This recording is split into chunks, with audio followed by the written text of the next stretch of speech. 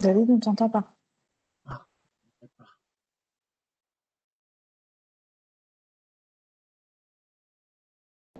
Est-ce que vous m'entendez là? C'est bon, c'est bon. Ah, ok, bon, excusez-moi, je vais redémarrer. Donc, bienvenue à tout le monde et merci de partager un moment avec vous durant cette Family Webinar, qui est une série d'interventions que l'on fera. Ça sera live sur YouTube dès la prochaine session qui aura lieu à peu près dans 15 jours. Et en fait, on a créé ces webinars à l'issue de la demande de nos associés de demander pourrait-on partager un peu plus avec nos familles et nos amis des informations sur le Covid et aussi sur l'évolution du Covid et aussi comment est-ce que l'on peut utiliser ces infos pour notre milieu familial, amical. Et donc on s'est dit on va faire ça. Donc on va passer à peu près 30 minutes ensemble et on a la chance d'avoir avec nous le docteur Philippe Guibert, qui est un spécialiste émérite de santé publique, qui va pouvoir partager avec nous quelques éléments d'évolution du Covid et aussi partager aussi quelques bonnes astuces, j'espère, pour nous tous. Nous aurons également avec nous Claire Gauthier, qui fait partie de l'équipe Safety à Ecolab en France, et également de Sarah Cliffy, qui va modérer ce call. Donc, je vais passer la main au docteur Guibert, qui va déjà pouvoir partager avec vous quelques évolutions. Voilà, à vous, monsieur Guibert. Merci beaucoup, David, et merci à vous. Bonne soirée, merci de nous accueillir chez vous en cette fin de journée. On va essayer de garder cet agenda le plus interactif et attractif possible et partager avec vous ce qu'on comprend de l'évolution de la pandémie à Covid. Alors, si vous voulez bien passer à la slide suivante, on va déjà donner un état des lieux de la situation en France à ce jour. Donc, beaucoup d'informations sur cette slide, on va essayer de la détailler ensemble. Comme vous le voyez, si je commence par la carte de droite de France, eh bien la raison pour laquelle nous sommes tous en confinement, c'est justement pour éviter que cette carte soit trop rouge, hein, c'est-à-dire c'est l'intensité d'utilisation des réanimations et des soins intensifs dans les hôpitaux.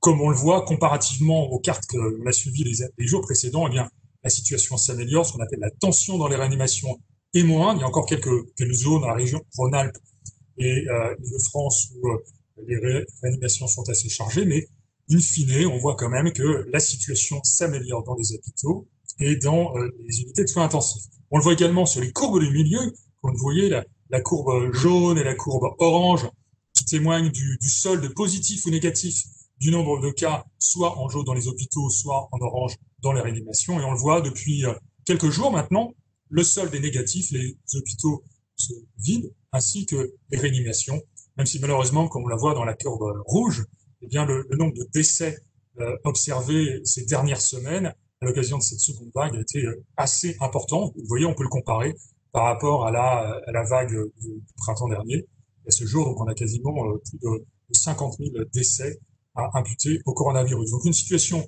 qui s'améliore, une seconde vague qui est en passe de se terminer, même si, encore une fois, rien n'est complètement fini. Et on va porter le message comme quoi il faut continuer toutes les mesures. Alors, aujourd'hui, la situation en France, comme on le voit sur la petite courbe de gauche, eh bien, ce pic de transmission, c'est l'identification des cas et des personnes contacts, elle est derrière nous hein, depuis à peu près la semaine du 26 octobre, donc c'est assez récent, hein, et avec un décalage observé pour les hospitalisations. Comme on le sait, les cas se contaminent. Quelques jours plus tard, certains nécessitent une hospitalisation. Quelques jours plus tard, certains nécessitent un transfert en réanimation. Tout ceci est décalé dans le temps. La bonne nouvelle, on le voit, c'est sur la courbe de droite, où ce fameux chiffre R que vous connaissez tous, le taux de reproduction, qui correspond au nombre moyen de personnes qui peuvent être infectées à partir d'un sujet malade. Eh bien, ce chiffre R est passé en dessous du 1, il est de l'ordre de 0,5 à ce jour, donc l'épidémie est dans une phase de régression grâce aux mesures que vous voyez qui ont toutes été listées. Les couvre-feux ont commencé à porter leurs fruits, pas suffisamment, et c'est la raison pour laquelle un second confinement a été considéré par le gouvernement et a porté ses fruits très rapidement. Donc tout ceci est positif, c'est un message d'optimisme. Par contre, eh bien la vigilance est de mise, il faut continuer à maintenir les mesures de prévention individuelles, les mesures barrières, le port du masque, et encore une fois le port du masque sur le nez et sur la bouche, j'insiste, le fait de le porter sur la bouche, ce n'est pas efficace. Donc, quand on porte un masque, on le porte correctement, nez et bouche. Également, les mesures de distanciation sociale, le lavage des mains, l'hygiène des mains est encore important, et tout ceci participe à limiter la transmission et à faire en sorte que le virus circule moins. Diapositive suivante. Alors, un petit point de situation très rapide sur les vaccins. Comme vous savez, il y a beaucoup d'annonces ces derniers jours sur l'arrivée des vaccins, le développement de ces vaccins. Alors, il faut savoir qu'au-delà des effets d'annonce de tous les gouvernements qui ont placé des commandes auprès des laboratoires qui fournissent ces vaccins, eh bien, même si certaines doses vont pouvoir être commencées à être données à des personnes chanceuses, probablement dans les EHPAD en France, d'ici la fin de l'année, de manière symbolique, pour pouvoir dire qu'on a commencé à vacciner avant la fin de 2020, eh bien, il est fort à parier que le gros de la campagne de vaccination, qui, comme vous le savez, en France, mais qui est équivalent dans beaucoup de pays, se fera par étapes, par groupe de personnes prioritaires, en fonction de leur vulnérabilité vis-à-vis de la maladie, également de leur risque d'exposer à la maladie. Eh bien, tout ceci prendra du temps et probablement vers le printemps prochain, on peut espérer que la campagne de vaccination nationale sera au maximum de son intensité, que tous ceux qui souhaitent se faire vacciner pourront le faire. Alors, ce qu'il faut comprendre également, c'est que ces premiers vaccins qui sont disponibles prochainement auront probablement vocation à protéger les personnes à risque, les personnes vulnérables, les personnes âgées, mais peut-être pas à empêcher encore la circulation du virus. Donc, c'est très important de comprendre que l'objectif de ces campagnes de vaccination, dès le départ, c'est de protéger les personnes vulnérables et donc d'éviter justement que ces personnes ne doivent être hospitalisées et transférées en réanimation.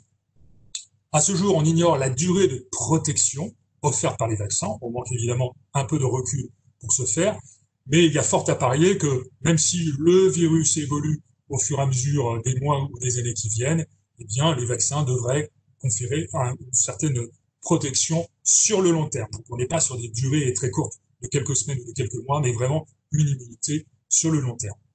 À terme, évidemment, eh bien, c'est vous, c'est moi qui devront être protégés contre le virus, soit de manière naturelle en ayant eu la maladie, ce que je ne souhaite pas, mais de manière artificielle grâce à la vaccination. Donc un grand nombre de personnes, idéalement le plus grand nombre de personnes possible, devrait être vaccinées pays par pays pour casser la transmission et atteindre ce qu'on appelle cette immunité de groupe qui empêche le virus de circuler dans la population.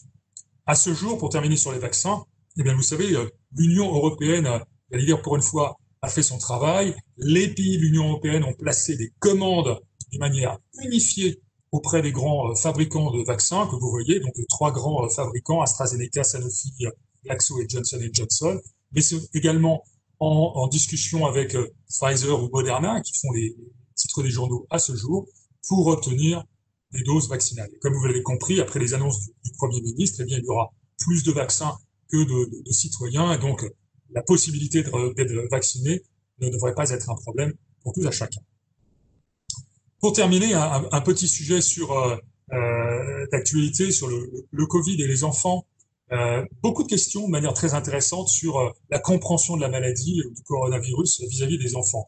On sait qu'aujourd'hui, les enfants sont moins touchés par la maladie, que la majorité de ceux qui sont malades sont asymptomatiques, c'est-à-dire qu'ils n'ont pas de signes et de symptômes, ou alors très peu de signes et symptômes, qui correspondraient quasiment à 70% des cas, sont peu ou pas symptomatiques. Donc ça, c'est quelque chose qui est assez intéressant. C'est-à-dire qu'en présentant moins de symptômes, eh bien, ils tombent moins souvent malades et ils sont certainement moins contagieux quand ils sont de plus jeune âge, de 6 à 11 ans, sont moins contagieux par rapport aux adultes.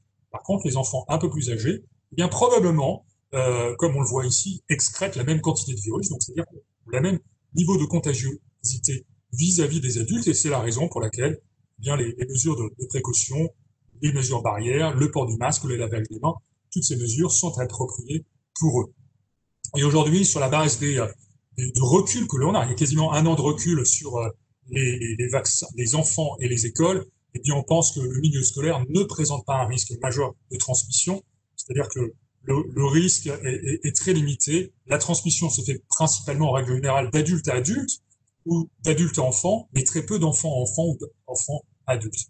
Aujourd'hui, les mesures de distanciation sociale, celles qui sont impliquées, les mesures d'hygiène dans les écoles, font en sorte que le milieu scolaire est relativement sûr pour eux. Eh bien, écoutez, j'en ai terminé. Claire, je laisse prendre la suite. Merci beaucoup, docteur, pour cette intervention et cette présentation. Donc, du coup, je fais le lien avec ce que vous avez dit par rapport aux enfants. Donc, en effet, il faut quand même se rassurer. Si les gestes barrières sont en place, il n'y a pas de raison pour que les écoles deviennent des clusters en particulier. Et c'est pour ça que je voulais vous présenter quelques règles à suivre pendant sa journée d'école pour que vous puissiez partager ça avec vos enfants. Donc, tout d'abord, la première question, on le sait, se laver les mains, c'est un point important, c'est un des gestes barrières les plus importants. Encore faut-il se laver les mains au bon moment. Donc, je souhaitais partager avec vous quand est-ce que je dois me laver les mains pendant ma journée d'école. Donc, quand j'arrive à l'école, il faut aussi que les enfants se lavent les mains en rentrant chez eux, après s'être mouchés, avoir toussé ou éternué également, et bien sûr, avant et après avoir été aux toilettes. Ensuite, il faut penser à se laver les mains également à d'autres moments pendant la journée, donc avant de manger, donc avant d'aller à la cantine, avant de mettre un nouveau masque également, si jamais parce que l'enfant va changer de masque pendant la journée, et après un contact avec des animaux, si jamais vous avez des animaux chez vous. Et de manière plus générale, je souhaitais partager avec vous quelques règles d'hygiène à l'école pour éviter de se transmettre le virus. Donc, tout d'abord, pour en finir avec le lavage de mains, il faut se laver les mains au bon moment, c'est vrai, mais également pendant 20 secondes. Donc, la petite astuce, c'est de se laver les mains avec de l'eau et du savon et de compter jusqu'à 20. Une fois que vous avez fini de compter jusqu'à 20, c'est que vous êtes bien lavé les mains. Si jamais vous n'avez pas de savon avec vous ou d'eau disponible, dans ce cas-là, il faut demander à papa et maman de vous donner un petit gel hydroalcoolique que vous aurez avec vous. Et ce gel hydroalcoolique doit faire 70%, avoir 70% d'alcool au minimum. Bien sûr, il faut garder le masque en classe et dans la cour de récréation. Donc, on sait que c'est pas toujours très drôle, mais comme il est difficile de jouer avec ses copains en gardant des bonnes distances de sécurité, il vaut mieux garder son masque. Pendant les repas aussi, on peut se poser la question, c'est vrai que ça peut être difficile à la cantine de garder les bonnes distances. Donc là, je vous donne un petit conseil. Il faut en fait, quand vous vous asseyez à la cantine, que vous soyez à une distance de vos camarades de classe égale à 2 bras tendus. Donc voilà, c'est pour un peu vous situer la distance qu'il doit y avoir entre vous et vos camarades. Et enfin, n'échangez pas vos jeux, vos cartes. Je sais que c'est quelque chose qui se fait souvent dans la cour de récréation, pour l'avoir fait moi-même. Mais pendant les temps de Covid, il ne faut pas échanger des objets avec les autres. Et tout ce qui vous appartient, vous devez absolument le garder. J'en ai fini pour ces petites règles. Écoute, merci Claire. Et donc maintenant, ce que je propose, c'est de répondre aux questions que vous pourriez avoir. Donc, comme là, on le fait en WebEx aujourd'hui, on va utiliser la technique habituelle qui est d'aller poser vos questions sur le petit onglet Q&R. Et ben, on va essayer de répondre. Vous avez la chance d'avoir Dr Guibert ici, donc ça peut être l'occasion d'avoir des réponses particulièrement pertinentes. Donc, on voit qu'on a déjà une question. Je te laisse la poser, Claire. Oui, j'ai juste ouvert le bon encart parce que comme je partage en même temps. Alors, Oui. est-ce que si on a déjà eu la maladie, on est normalement immunisé ou est-ce qu'il faudra quand même se faire vacciner?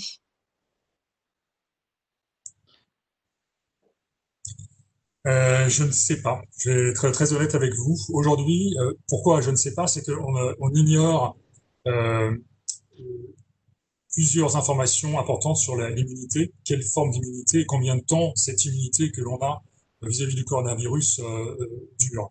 Donc aujourd'hui, ce qui est certain, c'est que les programmes de vaccination vont cibler, comme vous l'avez compris, des personnes qui, a priori, sont d'emblée vulnérables parce qu'elles n'ont pas eu la maladie, les personnes âgées, les personnes en lien avec qui les soignent de par leur exposition sont à risque pour le virus.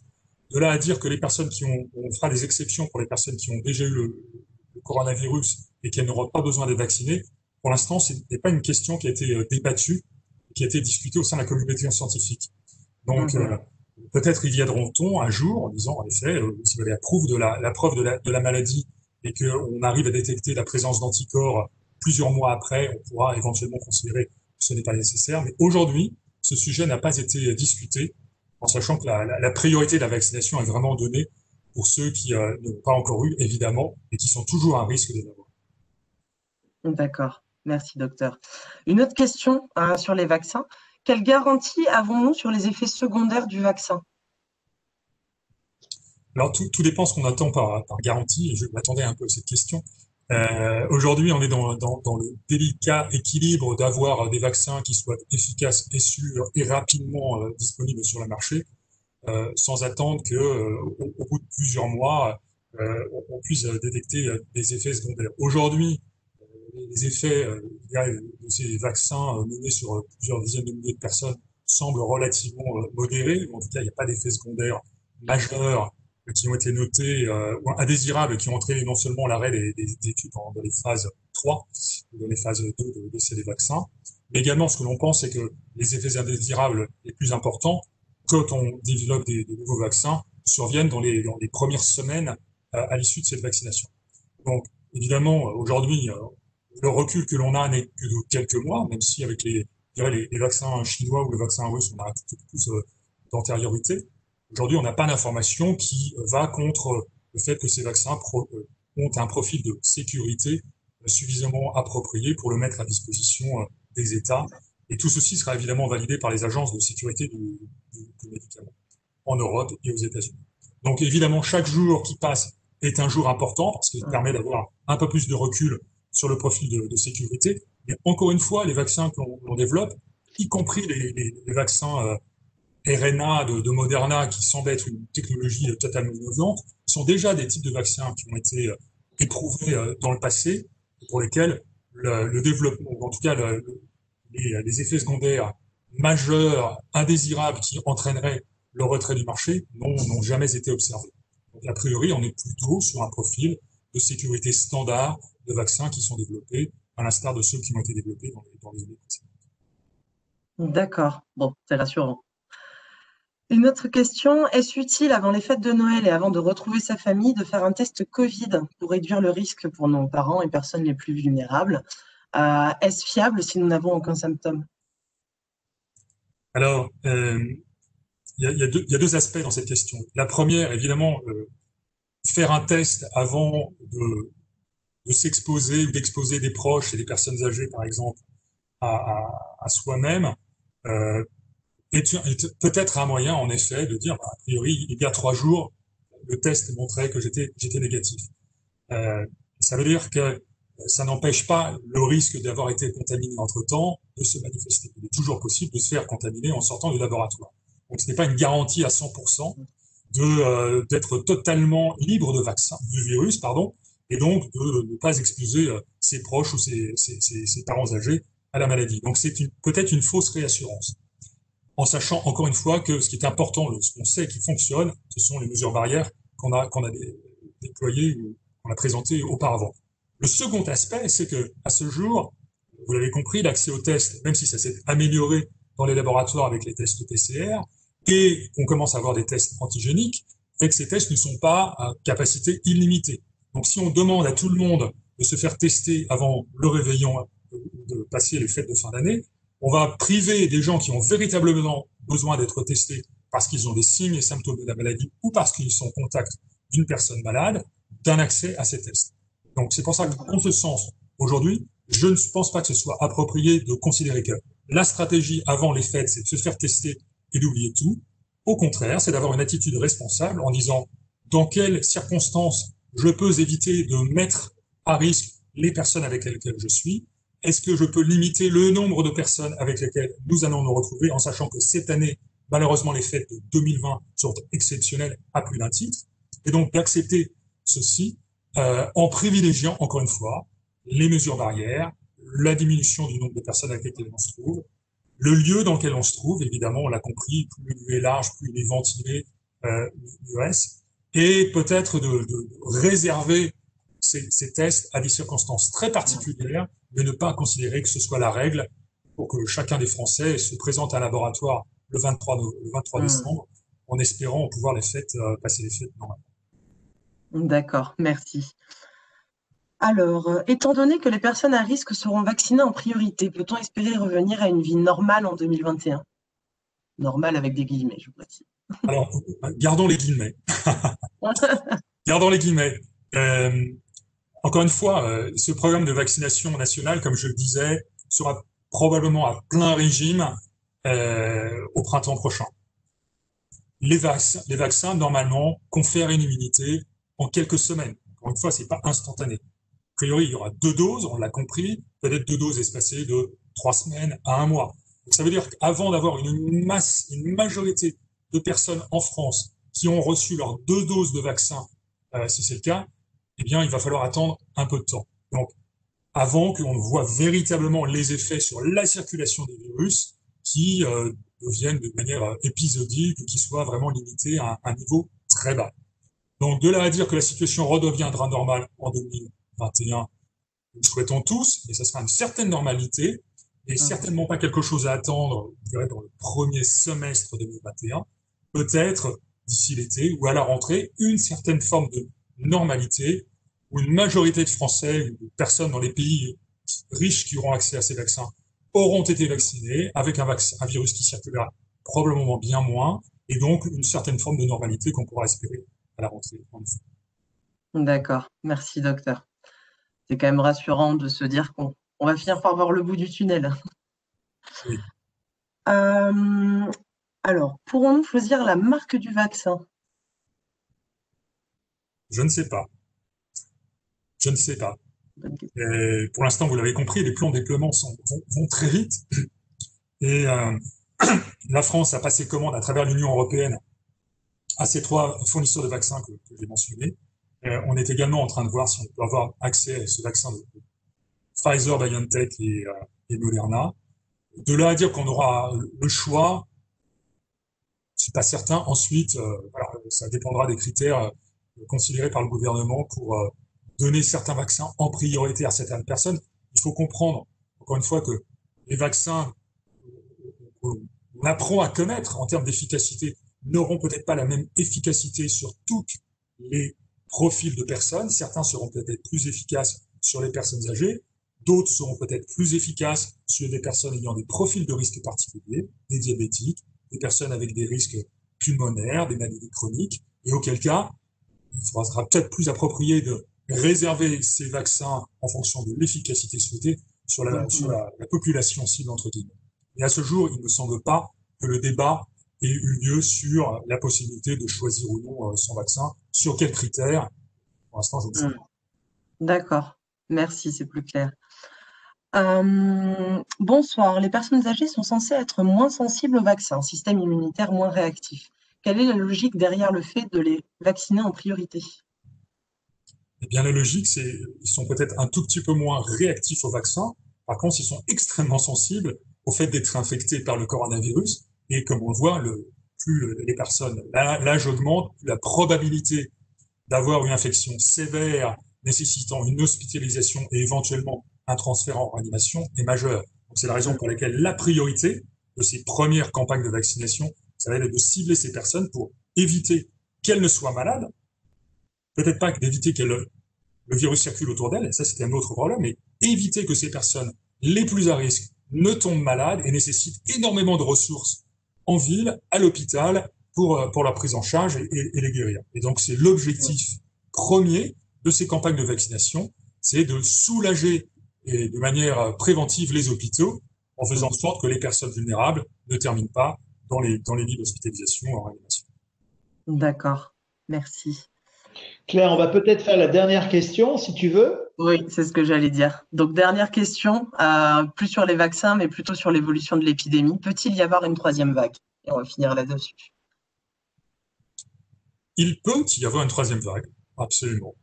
Mais je mettrai ça avec les guillemets de la normalité de tout à l'heure. Gardons-les.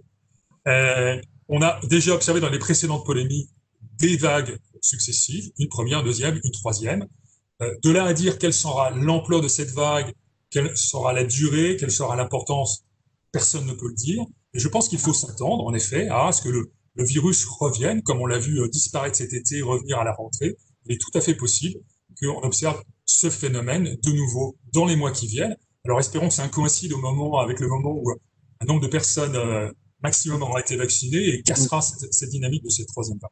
Pour l'instant, donc, c'est purement spéculatif, mais je pense que la vraie posture dans laquelle on doit se trouver, c'est de dire, préparons-nous au fait que ce virus puisse réapparaître d'une manière un peu plus importante dans les mois qui viennent, après cette seconde vague, et faisons tous en sorte que les mesures barrières et l'accès à la vaccination puissent limiter l'importance de l'impact de cette vague successive.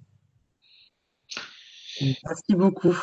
Ben écoutez, merci beaucoup. Je pense que ça a été vraiment un moment intéressant pour nous tous. Quand en fait, ce qui est bien, c'est qu'on est en train de parler de solutions. Voilà.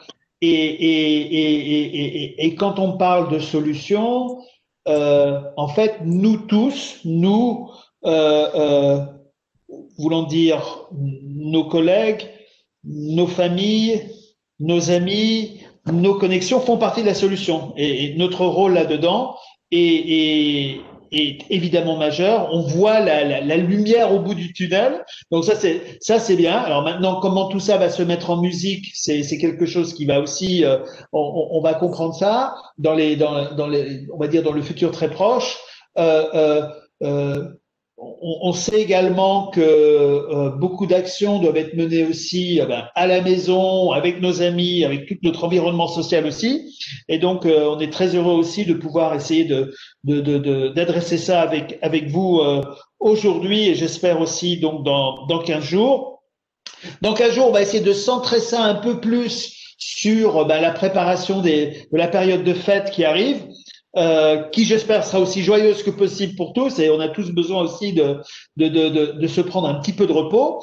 Donc essayer de faire ça dans des conditions les plus agréables et aussi les plus safe possibles et on va essayer de passer un petit peu de temps avec vous si vous voulez bien dans 15 jours, cette fois-ci sans doute en YouTube Live. Pour pouvoir répondre aussi aux questions de vos amis, de vos proches sur les bonnes pratiques et aussi les dernières news que l'on a avant de pouvoir fêter la fin de 2020. On espère un 2021 beaucoup plus, on va dire, positif. Voilà. Donc, merci encore Claire, merci Sarah et merci Dr Guibert pour votre temps. Et on aura l'occasion de revenir, de reparler ensemble dans très peu de temps. Donc, très bonne soirée, soyez safe et à bientôt. Merci. Merci, au revoir. Merci. Bonne soirée, au revoir.